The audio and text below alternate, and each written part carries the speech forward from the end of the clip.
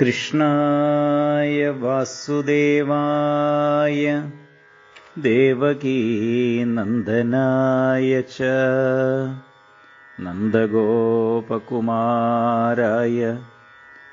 ഗോവിന്ദായ നമോ നമഃ. ഹരി ഓം. ശ്രീമദ് ഭാഗവതത്തിലെ കഥകളെ വിശകലനം ചെയ്യുകയാണ്. 5-ാം അധ്യായമാണ്, പ്രഥമസ്കന്ധത്തിൽ 5-ാം അധ്യായമാണ് നമ്മൾ കേട്ടുകൊണ്ടിരിക്കുന്നത്. 5-ാം അധ്യായത്തിൽ വ്യാസമഹർഷിക്കുണ്ടായ ആത്മഗ്ലാനി, അതിൻ്റെ കാരണത്തെക്കുറിച്ച് പറഞ്ഞു. ആ ആത്മഗ്ലാനി മാറുന്നതിനുള്ള വഴി നാരദ മഹർഷി പറഞ്ഞു കൊടുക്കുന്നതും കണ്ടു. അപ്പം നമ്മുടെ മനസ്സിൽ ഏതെങ്കിലും തരത്തിലുള്ള ദുഃഖങ്ങളോ ക്ലേശങ്ങളോ വരുന്ന സമയത്ത് അതിനെ തീർക്കാൻ ഏതെങ്കിലും നല്ല നമുക്ക് വിശ്വാസമുള്ള അറിവുള്ള ആരോടെങ്കിലും തൻ്റെ മനസ്സിൻ്റെ ക്ലേശങ്ങളെ ഭാരങ്ങളെ തുറന്ന് സംവദിക്കുന്നത് വളരെ പ്രയോജനപ്പെടും. പലപ്പോഴും 2 കാര്യങ്ങളാണ് മനുഷ്യൻ ചെയ്യാറുള്ളത്. നമുക്കൊക്കെ ബാധകമായിട്ടുള്ളൊരു കാര്യമാണ്. ഒന്നുകിൽ തൻ്റെ മനസ്സിലുള്ളതായ ഈ പ്രശ്നങ്ങളെ അവിടെ തന്നെ വെച്ച്, മനസ്സിൽ തന്നെ വെച്ച് ചിന്തകളുടെ ആശയക്കുഴപ്പത്തിലേക്ക് നാം വഴുതി വീഴുന്നു. ക്രമേണ നമ്മുടെ ഉള്ളിൽ ആ ചിന്തകൾ വളർന്ന് പടർന്ന് പന്തലിച്ച് മനസ്സിനെ ആകുലമാക്കി അസ്വസ്ഥത വളരെയധികം പെരുപ്പിക്കുന്നു. ഇത് ഒരു ഭാഗമാണെങ്കിൽ, പലപ്പോഴും സംഭവിക്കുന്ന മറ്റൊരു കാര്യം എന്നുള്ളത്, തെറ്റായ സ്ഥലത്ത് പലപ്പോഴും നമ്മുടെ മനസ്സിലുള്ള വേവലാതികളെ അല്ലെങ്കിൽ മനസ്സിലുള്ള ആശങ്കകളെ നാം പ്രകടിപ്പിക്കാറുമുണ്ട്. ആ തെറ്റായ സ്ഥലത്ത് അല്ലെങ്കിൽ ശരിയല്ലാത്ത സ്ഥലത്ത് നമ്മുടെ മനസ്സിലെ പല കാര്യങ്ങളും പങ്കുവയ്ക്കുന്നത് പിന്നീട് അവർക്ക് നമ്മളെ ചൂഷണം ചെയ്യുന്നതിനോ നമ്മളെ ഭീഷണിപ്പെടുത്തുന്നതിനോ അല്ലെങ്കിൽ നമ്മളെ ഏതെങ്കിലും തരത്തിൽ അവരുടേതായ ഒരു നിയന്ത്രണത്തിൽ വെക്കുന്നതിനൊക്കെ ഇടയായിത്തീരും. കാരണം നമ്മുടെ ചില ആന്തരികമായ രഹസ്യങ്ങൾ അല്ലെങ്കിൽ മനസ്സിനെ അങ്ങനെ അലട്ടുന്ന വിഷയങ്ങളാണല്ലോ നമ്മൾ പങ്കുവെക്കുന്നത്. അതായത് നമ്മുടെ പേഴ്സണൽ കാര്യങ്ങളെന്ന് വേണമെങ്കിൽ നമുക്ക് പറയാം. അപ്പൊ അങ്ങനെയുള്ള വിഷയങ്ങൾ എപ്പോഴും നമുക്ക് ഉറപ്പുള്ള, നമുക്ക് വിശ്വാസമുള്ള, അതിനൊരു സൊല്യൂഷൻ തരാൻ പറ്റുന്ന ആളുകളുമായിട്ട് മാത്രമേ പങ്കുവെക്കാവൂ എന്നതാണ് പൊതുവെ പറയാറുള്ളത്. എല്ലായിടത്തും പോയി പറയേണ്ട കാര്യമില്ല. അങ്ങനെ എല്ലായിടത്തും പോയി പറയുന്നത് കൊണ്ട് ഒന്നുകിൽ നമുക്ക് പരിഹാസം അനുഭവപ്പെടാം, അല്ലെങ്കിൽ അത് ദുരുപയോഗപ്പെടാം. ഇങ്ങനെയൊക്കെ അപകടങ്ങളും അതിലുണ്ട്. എന്നാൽ അതിനൊരു സൊല്യൂഷൻ പറഞ്ഞു തരാൻ കഴിവുള്ള, അത് നമുക്ക് ആരുമാവാം. ഇപ്പൊ സൈക്യാട്രിസ്റ്റുകളുടെ അടുത്ത് പോകുന്നുണ്ട്, ഡോക്ടേഴ്സിന്റെ അടുത്ത് പോകുന്നുണ്ട്, അങ്ങനെ പല ആളുകളുണ്ട്. അപ്പൊ അങ്ങനെ നമുക്ക് മനസ്സിനൊരു ആശ്വാസം തരാൻ കഴിയുന്ന ആളുമായിട്ട് നമ്മുടെ ചിന്തകൾ പങ്കുവെക്കുന്നത് വളരെ ഉപകാരപ്പെടും എന്നുള്ളത് ഇവിടെ കാണിക്കുകയാണ്.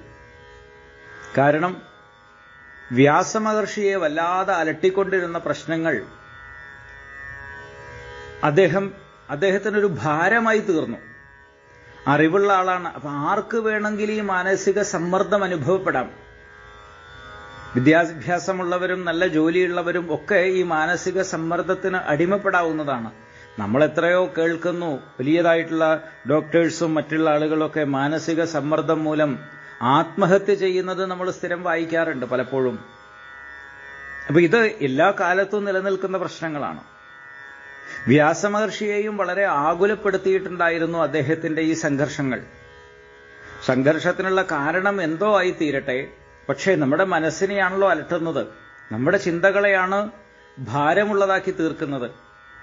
അനായാസമായ നമ്മുടെ ജീവിതത്തെ ആയാസകരമാക്കി തീർക്കുന്നു ഈ ഭാരം, ചിന്താഭാരം. പക്ഷേ വ്യാസമഹർഷിക്ക് സാധിച്ച ഒരു മഹാഭാഗ്യമെന്നുള്ളത് നാരദനെ പോലെയുള്ള ഒരു കറക്റ്റ് ഡയറക്ഷൻ നമുക്ക് പറഞ്ഞു തരാൻ പറ്റിയതായിട്ടുള്ള ഒരാളെ മുൻപിൽ കിട്ടി എന്നുള്ളതാണ്. അതുകൊണ്ട് തന്നെ വ്യാസമഹർഷിക്ക് വലിയ പ്രയാസപ്പെടാതെ തന്നെ തന്റെ പ്രശ്നത്തെ സോൾവ് ചെയ്യാനുള്ളതായ ഒരു വഴി കണ്ടുകിട്ടി. അപ്പൊ നമ്മളോട് ആരെങ്കിലും എന്തെങ്കിലും സംശയങ്ങൾ ചോദിച്ചു കഴിഞ്ഞാലും അതിനെ അവരെ ഒരുപാട് ബുദ്ധിമുട്ടിക്കാതെ, ഒരുപാട് കുഴപ്പിക്കാതെ, അവരുടെ മനസ്സിനൊരു ആശ്വാസം കിട്ടുന്ന രീതിയിൽ, മനസ്സിന്റെ ഭാരങ്ങളെ ലഘൂകരിക്കുന്ന രീതിയിൽ വേണം നമ്മൾ ഒരാളോട് സംസാരിക്കാൻ എന്നുള്ളതും ഇതിലൂടെ കാണിക്കുകയാണ്. വ്യാസമഹർഷിയുടെ ആംഗിളിൽ നിന്ന് നോക്കിക്കഴിഞ്ഞാലും നാരദ മഹർഷിയുടെ ആംഗിളിൽ നിന്ന് നോക്കിക്കഴിഞ്ഞാലും, കാരണം നമ്മുടെ ശ്രീമദ് ഭാഗവതം എന്നുള്ളത് വ്യത്യസ്തമായിട്ടുള്ള വ്യത്യസ്ത ആംഗിളിലൂടെ നമുക്ക് കാണാവുന്നതാണ്, പഠിക്കാവുന്നതാണ്. ജീവിതത്തിലെ ഏത് തലത്തിലൂടെയും നമുക്ക് ഒബ്സർവ് ചെയ്യാനും അനലൈസ് ചെയ്യാനും എല്ലാം പറ്റുന്ന ഗ്രന്ഥമാണ് ശ്രീമദ് ഭാഗവതം. അങ്ങനെ അതിനുള്ള വഴികളൊക്കെ പറഞ്ഞുകൊടുത്തു. കൂട്ടത്തിൽ അതിലൊരു ദൃഷ്ടാന്തം കൂടി പറഞ്ഞു കൊടുക്കുകയാണ് ചെയ്യുന്നത്. ഭഗവാന്റെ മഹിമയെ കീർത്തിക്കുന്നത് കൊണ്ട് ഒരാൾക്ക് എത്രത്തോളം ഉയരാൻ സാധിക്കും എന്നതിന് ഞാൻ തന്നെ ഉദാഹരണമാണ് എന്ന് നാരദൻ പറയുന്നു. തന്റെ തന്നെ എക്സാമ്പിളാണ് നാരദ മഹർഷി പറയുന്നത്. അദ്ദേഹം പറയുന്നു, കഴിഞ്ഞ കൽപ്പത്തിൽ, കൽപ്പമെന്ന് പറഞ്ഞു കഴിഞ്ഞാൽ ബ്രഹ്മാവിന്റെ ഒരു പകല്, അതായത് പ്രളയത്തിന് മുമ്പുള്ള കാലമാണ് പറയുന്നത്. കൽപ്പപ്രളയങ്ങൾ ആവർത്തിച്ചുകൊണ്ടേയിരിക്കും. അപ്പൊ കഴിഞ്ഞ കൽപ്പത്തിൽ ഞാൻ ഒരു സാധു സ്ത്രീയുടെ, ഒരു ശൂദ്ര സ്ത്രീയുടെ മകനായിട്ടാണ് ഉണ്ടായിരുന്നത്. എന്റെ അമ്മയാണെങ്കിൽ ചില ബ്രാഹ്മണ ഗൃഹങ്ങളിലും മറ്റുമൊക്കെ ദാസ്യജോലി ചെയ്തിട്ടാണ് ജീവിച്ചിരുന്നത്. ആ വീട്ടിലുള്ള എന്തെങ്കിലുമൊക്കെ ജോലികൾ ചെയ്യുക, പാത്രം കഴുകുക, അതുപോലെയുള്ള മറ്റു കാര്യങ്ങൾ അടിച്ചു വാരുക, തുടയ്ക്കുക, ഇങ്ങനെയൊക്കെ ചെയ്യുന്ന ആളുകൾ ഉണ്ടായിരുന്നുവല്ലോ, ഇപ്പോഴും ഉണ്ടല്ലോ. അപ്പൊ അങ്ങനെയുള്ള ഒരു സാധു സ്ത്രീയുടെ മകനായിട്ടാണ് ഞാൻ ഉണ്ടായിരുന്നത്. അമ്മയ്ക്കാണെങ്കിൽ എന്നോട് വലിയ സ്നേഹമായിരുന്നു, എനിക്ക് അമ്മയോടും വലിയ സ്നേഹമായിരുന്നു. കാരണം ഞങ്ങൾക്ക് രണ്ടുപേരും പരസ്പരം, ഞങ്ങൾ രണ്ടുപേരും മാത്രമേ ഉണ്ടായിരുന്നുള്ളൂ ഞങ്ങൾക്ക്. അപ്പം അതുകൊണ്ട് തന്നെ അമ്മയ്ക്ക് എന്നോട് വലിയ വാത്സല്യമായിരുന്നു, സ്നേഹമായിരുന്നു. അമ്മ ആ വീടുകളിലൊക്കെ ജോലിക്ക് പോയിട്ട് അവിടുന്ന് കിട്ടുന്നതായിട്ടുള്ള വസ്തുക്കളെ കൊണ്ടാണ് ഞങ്ങളുടെ ജീവിതം കഴിഞ്ഞിരുന്നത്. അപ്പൊ അവിടുന്ന് ഭക്ഷണം കിട്ടും, അതുപോലെ മറ്റു കാര്യങ്ങളൊക്കെ കിട്ടും. അങ്ങനെ കഴിഞ്ഞുകൂടുന്നു. അങ്ങനെ ഏകദേശം എനിക്കൊരു 5 വയസ്സ് പ്രായമായ സമയത്ത് വളരെ ജ്ഞാനികളായിട്ടുള്ള കുറച്ച് സന്യാസിമാര് ചാതുർമാസ്യം അനുഷ്ഠിക്കാൻ വേണ്ടി ആ ഗ്രാമത്തിലേക്ക് വന്നു ചേരുകയാണ്. ഇപ്പൊ പണ്ടുകാലത്ത് സന്യാസിമാരൊക്കെ ഇങ്ങനെ സഞ്ചരിച്ചുകൊണ്ടിരുന്നതായിരുന്നു, പരിവ്രാജകന്മാരെന്ന് പറയും. ഇന്നത്തെ മാതിരി ആശ്രമ വ്യവസ്ഥകളും മറ്റുമൊന്നും അങ്ങനെ ആയിരുന്നില്ല. ആശ്രമ വ്യവസ്ഥകൾ എന്ന് പറഞ്ഞു കഴിഞ്ഞാൽ ഓരോരുത്തർ ഓരോ സ്ഥലത്ത് സ്വതന്ത്രമായി ആശ്രമങ്ങൾ ഉണ്ടാക്കി കഴിയുന്ന ഒരു കാലമായിരുന്നില്ല. മറിച്ച് അവരെങ്ങനെ സന്യാസം, പരിവ്രാജനം ചെയ്ത് അങ്ങനെ സഞ്ചരിക്കുകയാണ് ചെയ്യുക. പരിവ്രാട്ട് എന്ന് പറയും, സഞ്ചരിക്കുന്നതായിട്ടുള്ള സാധുക്കൾ. അവര് വർഷത്തിൽ 4 മാസം, അത് 4 മാസം മഴക്കാലമായിരിക്കും, ഗുരുപൂർണിമ മുതൽ 4 മാസം എവിടെയെങ്കിലും, ഏതെങ്കിലും ഗ്രാമത്തിൽ എവിടെയെങ്കിലും സ്വസ്ഥമായ സ്ഥലത്ത്, ഒരു സ്ഥലത്ത് അവർ കഴിഞ്ഞുകൂടും. കാരണം മഴക്കാലത്ത് സഞ്ചരിക്കാനൊക്കെ പ്രയാസമായിരിക്കും.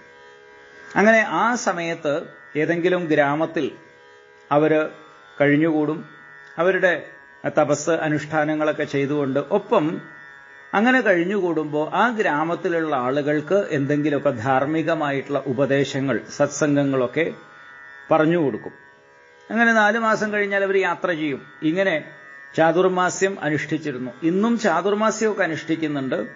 പക്ഷെ ഈ രീതിയിൽ സഞ്ചരിക്കുന്ന ആളുകൾ വളരെ കുറവാണ്. അപ്പൊ അങ്ങനെ കുറച്ച് സന്യാസിമാര് ഞങ്ങളുടെ ഗ്രാമത്തിൽ വന്നു ചേർന്നു. ആ ഗ്രാമത്തിൽ എൻ്റെ അമ്മയൊക്കെ ജോലി ചെയ്യുന്നതായിട്ടുള്ള ആ ഗ്രാമത്തിലെ ഗ്രാമപ്രധാനിയായിട്ടുള്ള അവരെ വീട്ടിലാണ് ഈ ചാതുർമാസ്യത്തിന് വന്ന ആളുകളെ അവർ താമസിപ്പിച്ചത്. അപ്പം അങ്ങനെ വരുന്നതായിട്ടുള്ള സന്യാസിമാരെ ഗൃഹസ്ഥരായിട്ടുള്ള ആളുകൾ വളരെ ആദരവോടുകൂടിയിട്ട് അവരെ താമസിക്കാൻ വേണ്ടിയിട്ട് ഏർപ്പാടുകൾ ചെയ്യാറുണ്ട്. കാരണം സന്യാസിമാരെ ശുശ്രൂഷിക്കുക എന്നുള്ളത് വലിയൊരു പുണ്യമായിട്ടാണ് കണക്കാക്കുന്നത്. അവരുടെ ആ അനുഗ്രഹം നമ്മുടെ ജീവിതത്തിൽ പല പരിവർത്തനങ്ങളും ഉണ്ടാക്കാൻ പര്യാപ്തമാണെന്ന് വിശ്വസിക്കുന്നു. അതുകൊണ്ട് സന്യാസിമാരെയൊക്കെ എന്തെങ്കിലും തരത്തിൽ സേവിക്കാനും ശുശ്രൂഷിക്കാനും ഒക്കെ പറ്റുന്നത് ഒരു ഭാഗ്യമാണ് എന്ന് അന്നും ഇന്നുമൊക്കെ കരുതുന്നുണ്ട്. അപ്പൊ അതിന്റെ ഭാഗമായിട്ട് തന്നെ ആ ഗ്രാമത്തിൽ അവരെ ചാതുർമാസ്യം അനുഷ്ഠിക്കാൻ വേണ്ടിയിട്ട് ക്ഷണിച്ചു. മാത്രമല്ല എൻ്റെ അമ്മയൊക്കെ ജോലി ചെയ്യുന്നതായിട്ടുള്ള അവിടുത്തെ ആ പ്രധാനി, ആ കുടുംബത്തിലെ പ്രധാനിയാണ് ക്ഷണിച്ചത്. അവർക്ക് വേണ്ടിയിട്ട് അതിന് താമസിക്കാനുള്ള സൗകര്യങ്ങളും മറ്റുമൊക്കെ ഏർപ്പാടാക്കി കൊടുത്തു. അപ്പൊ മുതിർന്ന ആളുകൾക്ക് എപ്പോഴും ഈ സന്യാസിമാരുടെ കാര്യങ്ങൾ അന്വേഷിക്കുക എന്നുള്ളത് പ്രയാസമായിരിക്കും. അവർക്ക് അവരുടേതായിട്ടുള്ള കാര്യങ്ങളുണ്ടായിരിക്കുമല്ലോ, ഉത്തരവാദിത്വങ്ങളുണ്ടായിരിക്കും. അപ്പൊ അതുകൊണ്ട് തന്നെ കുട്ടിയായ പൊതുവെ ശാന്തസ്വഭാവിയായിട്ടുള്ള എന്നെ ആ ഗൃഹത്തിലെ കാരണവരായിട്ടുള്ള അദ്ദേഹം ഈ സന്യാസിമാർക്ക് വേണ്ട ശുശ്രൂഷകൾ ചെയ്യാനുള്ള കാര്യങ്ങളെ ഏൽപ്പിച്ചു. അതിൻ്റെ ഒരു മേൽനോട്ടം, അവർക്ക് എന്തെങ്കിലും ആവശ്യമുണ്ടെങ്കിൽ ചോദിക്കാനും അവർ ചോദിക്കുന്ന കാര്യങ്ങൾ എത്തിച്ചു കൊടുക്കാനൊക്കെയുള്ള ഒരു ചുമതല. അവർക്ക് വളരെ പരിമിതമായിട്ടുള്ള കാര്യങ്ങളെ ആവശ്യമുള്ളൂ. എങ്കിലും എന്തെങ്കിലും ആവശ്യം വന്നു കഴിഞ്ഞാൽ ഒരാൾ വേണമല്ലോ, അതുകൊണ്ട് എന്നെ ഏർപ്പാടാക്കി. എനിക്കാണെങ്കിൽ സാധാരണ കുട്ടികളെ പോലെ 5 വയസ്സുള്ള പ്രായമാണെങ്കിൽ കൂടിയിട്ട് അങ്ങനെ വികൃതി തുടങ്ങിയിട്ടുള്ള കാര്യങ്ങളൊന്നും ഉണ്ടായിരുന്നില്ല. പൊതുവെ ഒരു അടക്കവും ഒതുക്കമുള്ള ഒരു കുട്ടിയായിരുന്നു ഞാൻ. അങ്ങനെ ആ സന്യാസിമാരെ ശുശ്രൂഷിക്കുന്നതിൽ എനിക്ക് എന്തോ ഒരു സന്തോഷം തോന്നി. ആദ്യമൊക്കെ അവരോടൊരു ഭയമൊക്കെ ഉണ്ടായിരുന്നു, കാരണം അത്ര കണ്ടു പരിചയമുള്ള ആളുകളല്ലല്ലോ. അപ്പൊ അതുകൊണ്ട് പൊതുവെ ആദ്യം അവരോടൊരു ഭയവും ഒക്കെ എനിക്ക് ഉണ്ടായിരുന്നെങ്കിൽ കൂടി കുറച്ച് ദിവസങ്ങളെ കൊണ്ട് എനിക്ക് അവരോട് വലിയ അടുപ്പമായി. കാരണം കാണുന്നത് പോലെയല്ല, വളരെ വാത്സല്യമുള്ളവരാണ്, സ്നേഹമുള്ളവരാണ് എന്നെനിക്ക് മനസ്സിലായി. അങ്ങനെ അവർക്ക് എന്തെങ്കിലുമൊക്കെ ചെയ്തു കൊടുക്കുന്നതിൽ എനിക്ക് വലിയ സന്തോഷമായി. മറ്റുള്ള കളികളിലൊന്നും എനിക്ക് വലിയ താല്പര്യം ഉണ്ടായിരുന്നില്ല. അപ്പൊ അതുകൊണ്ട് തന്നെ അവരെന്തെങ്കിലും ചോദിച്ചാൽ അതിന് മറുപടിയായിട്ട് മാത്രമേ ഞാൻ സംസാരിക്കാറുള്ളൂ. അപ്പൊ എന്റെ ഈ അടക്കവും ഒതുക്കവും വിനയവും ഒക്കെ കണ്ടപ്പോ എല്ലാവരോടും സമഭാവനയിൽ പെരുമാറുന്ന കാണുന്ന ജ്ഞാനികളായിട്ടുള്ള ആളുകളാണെങ്കിൽ കൂടി ആ സന്യാസിമാർക്ക് എന്നിലൊരു കരുണ തോന്നി, ദയ തോന്നി. ഇവനൊരു പാവാണ്, ഒരു നല്ല കുട്ടിയാണ് എന്നൊരു വിചാരം അവർക്ക് എന്നെ സംബന്ധിച്ചുണ്ടായി. അതിന്റെ ഫലമായിട്ടോ അവരുടെ ഉച്ഛിഷ്ടവും നിർമാല്യവും എനിക്ക് അനുഭവിക്കാൻ പറ്റി. അപ്പൊ അവർ കഴിച്ചതിന്റെ എന്തെങ്കിലും ബാക്കിയൊക്കെ എനിക്ക് തരാൻ തുടങ്ങി. ഇപ്പൊ മഹാത്മാക്കളുടെയൊക്കെ അവരുടെ ഉച്ഛിഷ്ടമെന്ന് പറയൂ, ആ ഉച്ഛിഷ്ടവും നിർമാല്യവും ഇപ്പൊ ഭഗവാന് നിവേദിച്ചത് പ്രസാദമായിട്ട് നമുക്ക് കിട്ടുന്നു. അതുപോലെ തന്നെ മഹാത്മാക്കളൊക്കെ എന്തെങ്കിലും കഴിച്ചതിന്റെ ബാക്കിയൊക്കെ കിട്ടുക എന്നുള്ളത് വലിയൊരു പുണ്യമാണ്. അപ്പൊ അങ്ങനെയുള്ളതായിട്ടുള്ള അവരുടെ ആ ഉച്ഛിഷ്ടവും നിർമാല്യമൊക്കെ എനിക്ക് ഇടയ്ക്ക് തരും, അത് ഞാൻ കഴിക്കും.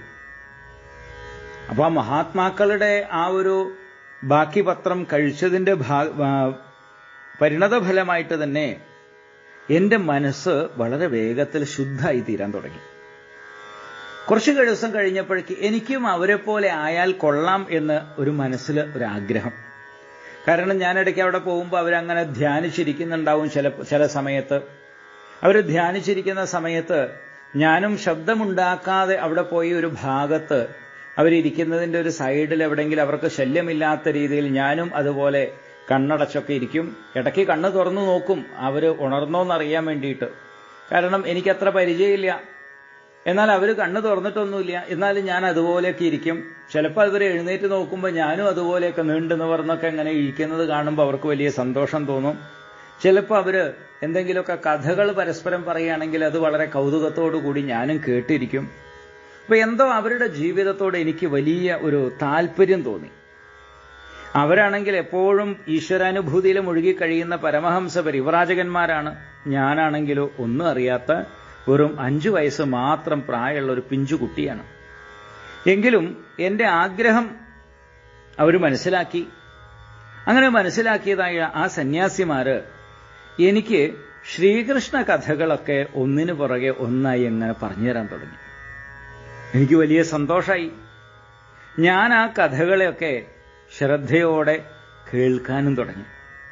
അപ്പൊ എന്റെ ആ ഒരു കഥ കേൾക്കാനുള്ള കൗതുകം കൊണ്ട് അവർക്ക് വീണ്ടും വീണ്ടും പറഞ്ഞു തരാനും ആഗ്രഹമുണ്ടായി.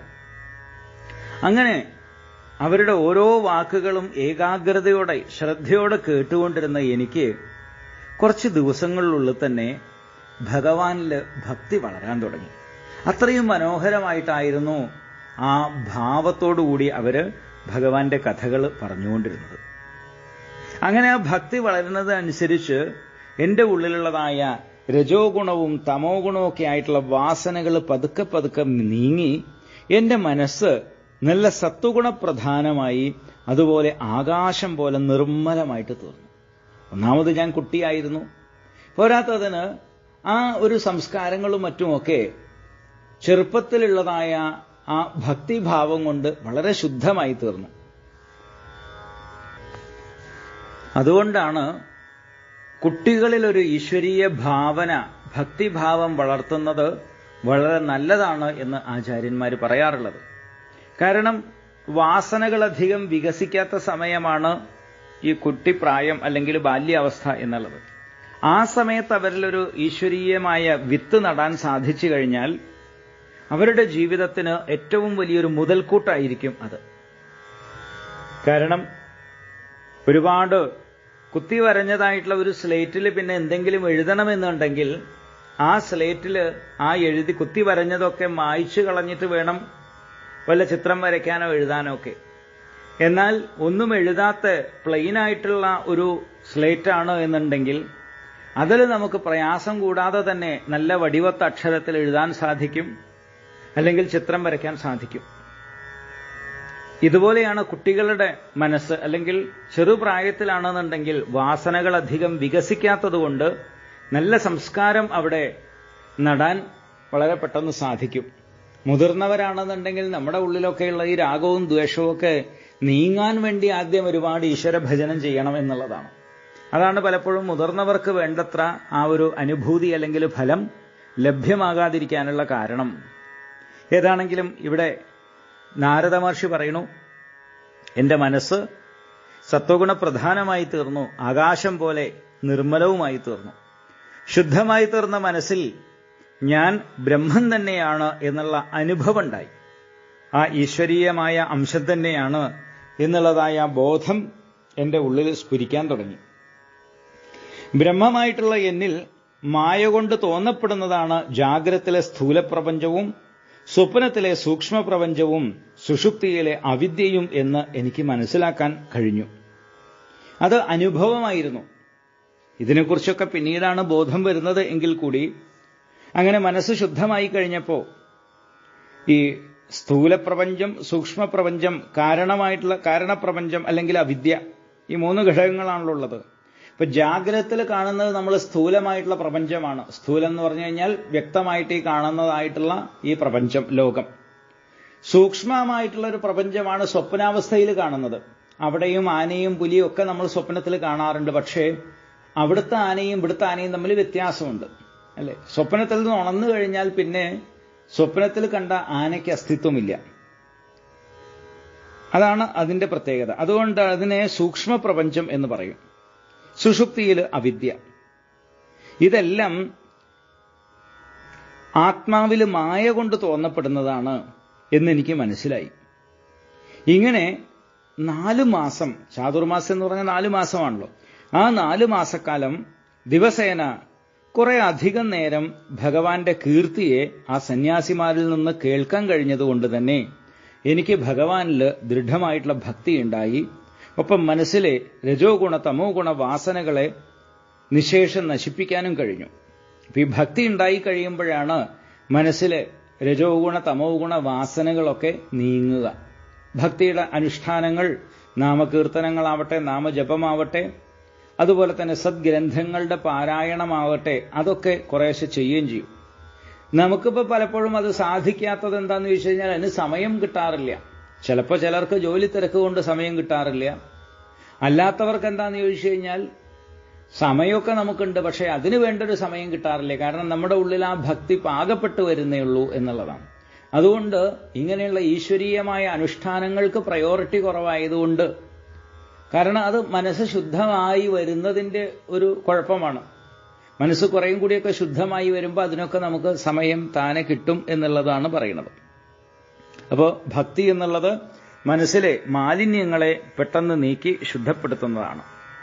അങ്ങനെ 4 മാസക്കാലം എന്നുള്ളത് വളരെ പെട്ടെന്ന് തന്നെ കഴിഞ്ഞുപോയി എന്ന് നാരദൻ പറയണം.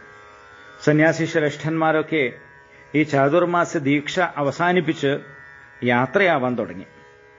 ഞാൻ അവരുടെ കാൽക്കൽ നമസ്കരിച്ചു.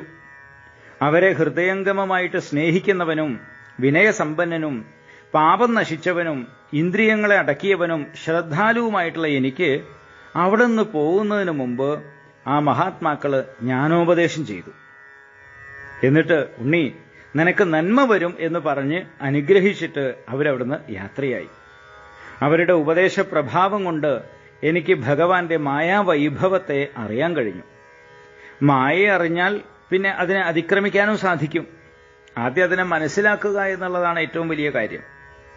പരബ്രഹ്മസ്വരൂപിയായിട്ടുള്ള ഭഗവാന് സകല കർമ്മങ്ങളും സമർപ്പിക്കുക എന്നാണ് അധ്യാത്മം, അധിഭൂതം, അധിദൈവം എന്നുള്ള 3 തരത്തിലുള്ള താപങ്ങളും നശിപ്പിക്കാനുള്ളതായ അധിഷ്ഠാനം എന്ന് എനിക്ക് മനസ്സിലായി.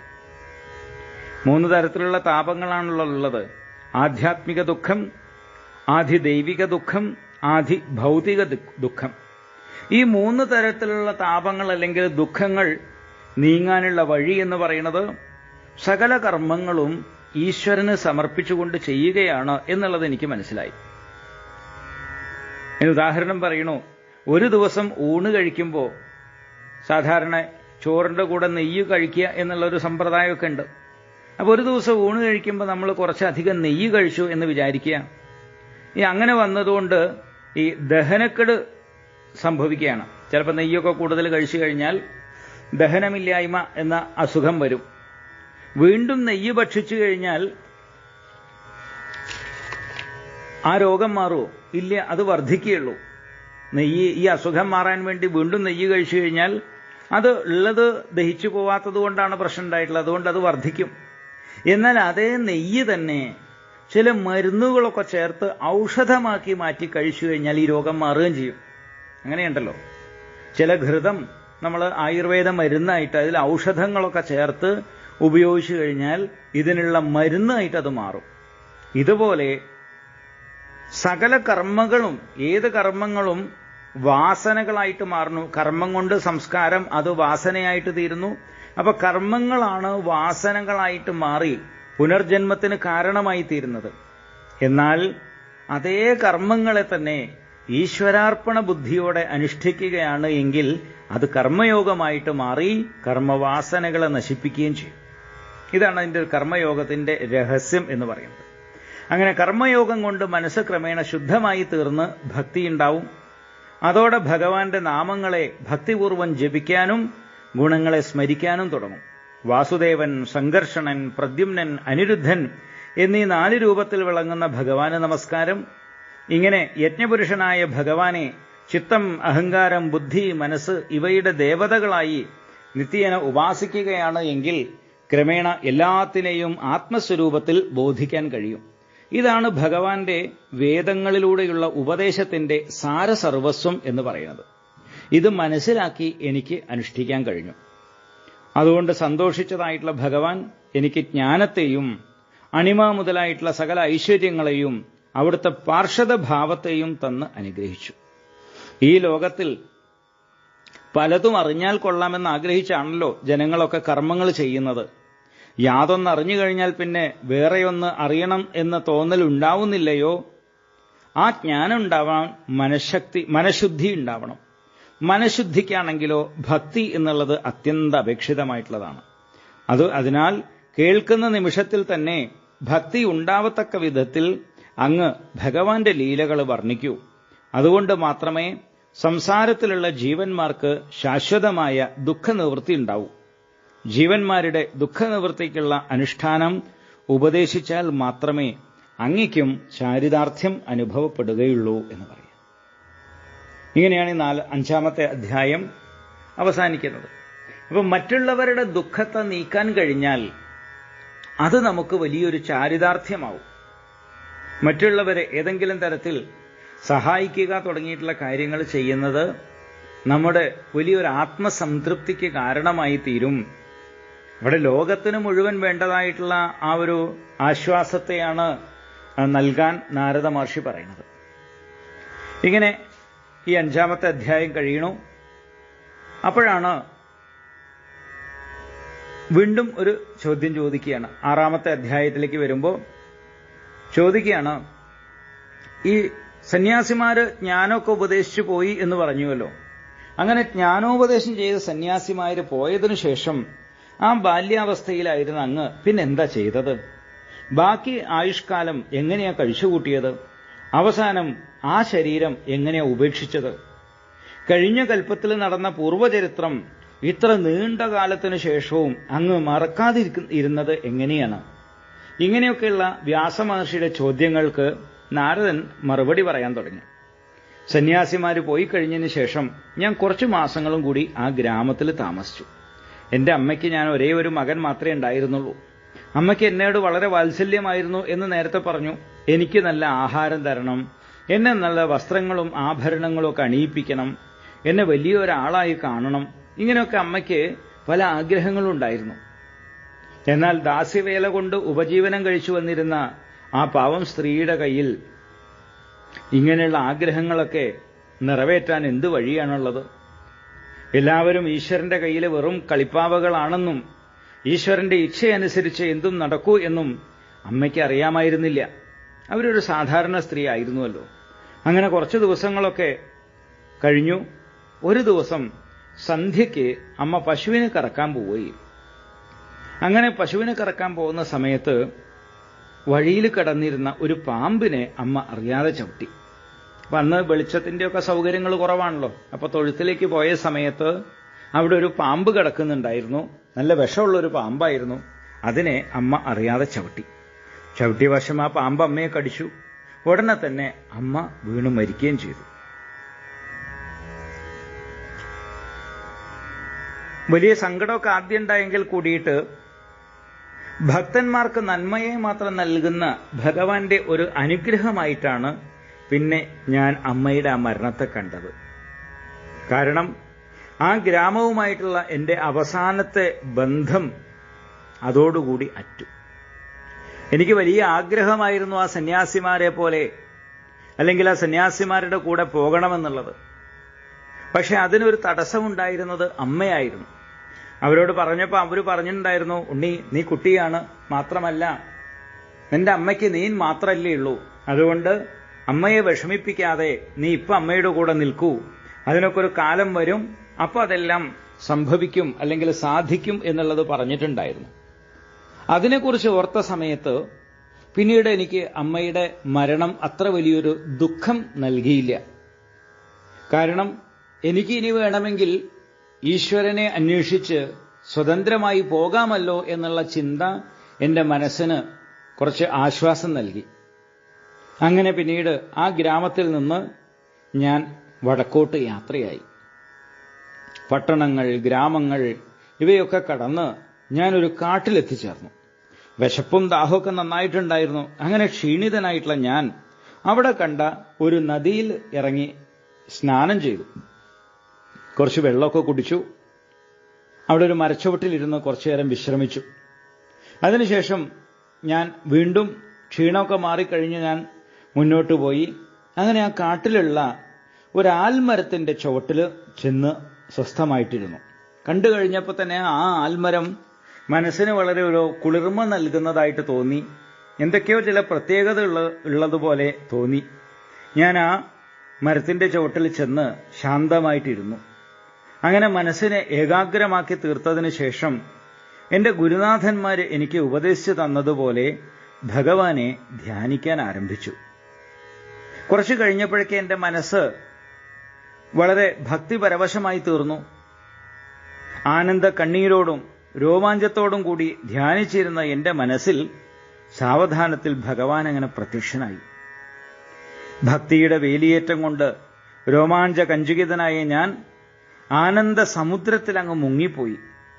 കുറേ നേരത്തേക്ക് ഭഗവാൻ ഒഴികെ മറ്റൊന്നിനെയും കാണാനില്ല. ആ ഭഗവാന്റെ സുന്ദരമായിട്ടുള്ള രൂപം അതുമാത്രം അങ്ങനെ മനസ്സിൽ തെളിഞ്ഞു നിൽക്കുന്നു. എന്റെ കണ്ണിൽ നിന്ന് കണ്ണുനീരൊക്കെ വരുന്നുണ്ട്. ശരീരമിടയ്ക്ക് രോമാഞ്ചം കൊണ്ട് പുളകിതമായി തീരുന്നുണ്ട്. ഞാൻ അങ്ങനെ എല്ലാം മറന്നങ്ങനെ ഇരിക്കുകയാണ്. അങ്ങനെ കുറച്ചു സമയം കഴിഞ്ഞു.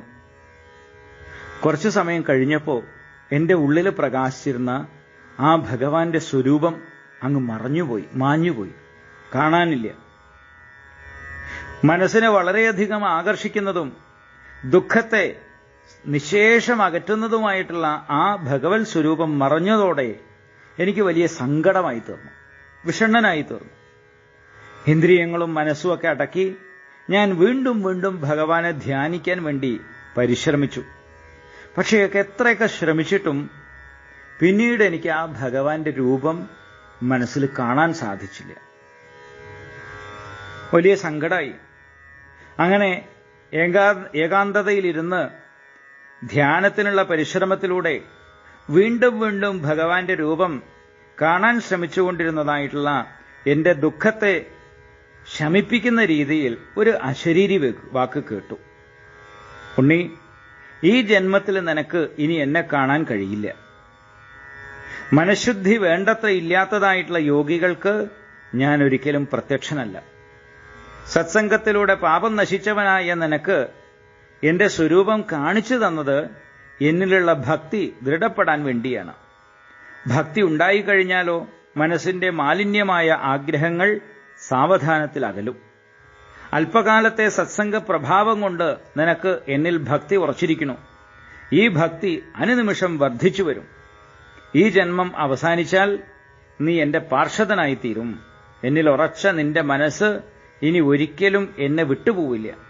അതിനുവേണ്ടിയാണ് നിനക്ക് എന്റെ ഈ അതിവിശേഷമായിട്ടുള്ള രൂപം ഞാൻ കാണിച്ചു തന്നത്. എന്റെ അനുഗ്രഹത്താൽ പ്രളയത്തിൽ പോലും നിന്റെ ഓർമ്മ ഒരിക്കലും നഷ്ടപ്പെടില്ല. നിന്റെ ജ്ഞാനത്തിനും ഒരിക്കലും മങ്ങലേൽക്കില്ല എന്നിങ്ങനെ എന്നെ സമാധാനിപ്പിച്ചുകൊണ്ട് അശരീരി വാക്ക് അവസാനിച്ചു. എന്നിലേക്ക് എപ്പോഴും കാരുണ്യം വർഷിച്ചുകൊണ്ടിരിക്കുന്ന ഭഗവാനെ ആ അശരീരി കേട്ട ദിക്കിലേക്ക് നോക്കി നമസ്കരിച്ചതിന് ശേഷം ഞാൻ കാട്ടിൽ നിന്ന് പുറത്തു കടന്ന് സഞ്ചരിക്കാൻ തുടങ്ങി.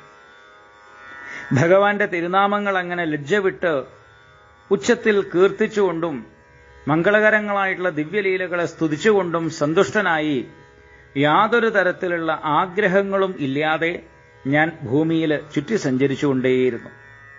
അങ്ങനെ കുറേ കാലം കഴിഞ്ഞു. അപ്പോഴേക്കും എന്റെ മനസ്സ് ശ്രീകൃഷ്ണ സ്മരണ കൊണ്ട്, അതുപോലെ ശ്രീകൃഷ്ണ നാമസങ്കീർത്തനങ്ങളെ കൊണ്ട് പൂർണ്ണവും പരമനിസ്സംഗവും നിർമ്മലവുമായി തീർന്നു.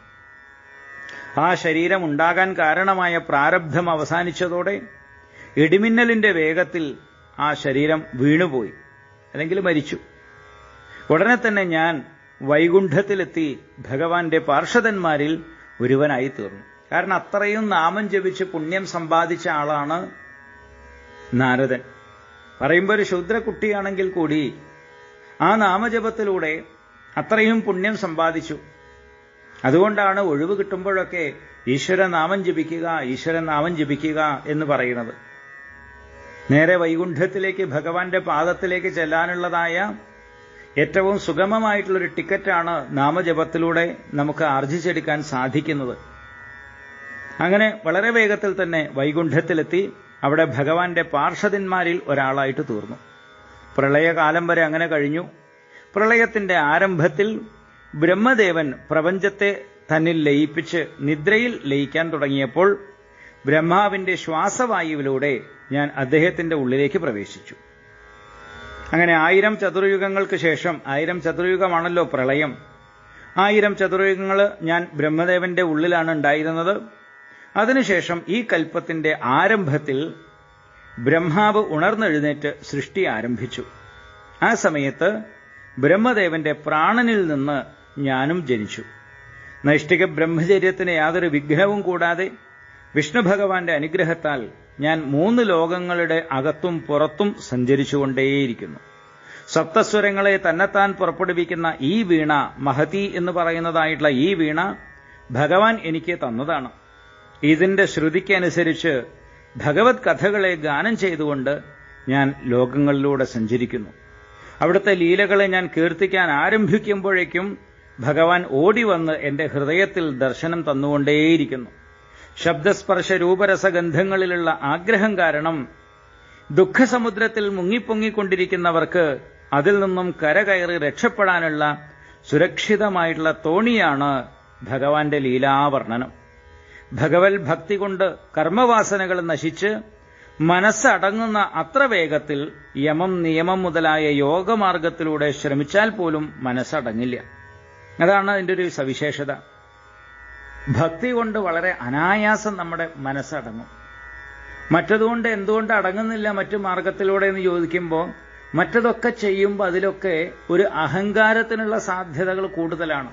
ഞാൻ യോഗാനുഷ്ഠാനം ചെയ്യുന്നു, പ്രാണായാമം ചെയ്യുന്നു, മറ്റഭ്യാസങ്ങൾ ചെയ്യുന്ന ഒരാളാണ്, അതുകൊണ്ട് തന്നെ സാധാരണക്കാരിൽ നിന്ന് എനിക്ക് എന്തൊക്കെയോ പ്രത്യേകതകളുണ്ട് എന്നൊക്കെ തോന്നലുകൾക്കുള്ള സാധ്യതകൾ വളരെ കൂടുതലാണ്.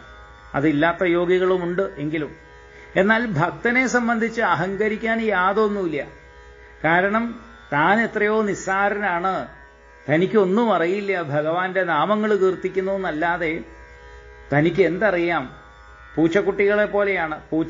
അമ്മപ്പൂച്ച എവിടെ കടിച്ചു കൊണ്ടുവയ്ക്കുന്നു അവിടെ ഇരുന്ന് കരയുക എന്നുള്ളത് മാത്രമേ പൂച്ചക്കുട്ടിക്ക് അറിയൂ.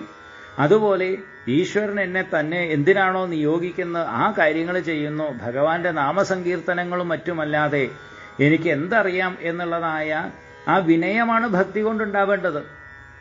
ആ വിനയം വന്നു ചേരുമ്പോൾ പിന്നെ എന്ത് അഹങ്കാരത്തിനാണ് സാധ്യതയുള്ളത്? അതുകൊണ്ടാണ് ഈ നാമസങ്കീർത്തനങ്ങളെ കൊണ്ട് അല്ലെങ്കിൽ ഭക്തി കൊണ്ട് മനസ്സ് വേഗം അടങ്ങും എന്ന് പറയാൻ കാരണം. അങ്ങനെ അങ്ങയുടെ ചോദ്യവും അതിനുള്ള മറുപടിയും എന്റെ പൂർവജന്മ കർമ്മങ്ങളുമൊക്കെ ഞാൻ പറഞ്ഞു തന്നു കഴിഞ്ഞു എന്ന് പറഞ്ഞു. വ്യാസനോട് ഇത്രയൊക്കെ പറഞ്ഞതിന് ശേഷം നാരദ മഹർഷി തന്റെ വീണമീട്ടി ഭഗവാന്റെ ലീലകളെ പാടിക്കൊണ്ട് അവിടെ നിന്ന് പോവുകയും ചെയ്തു.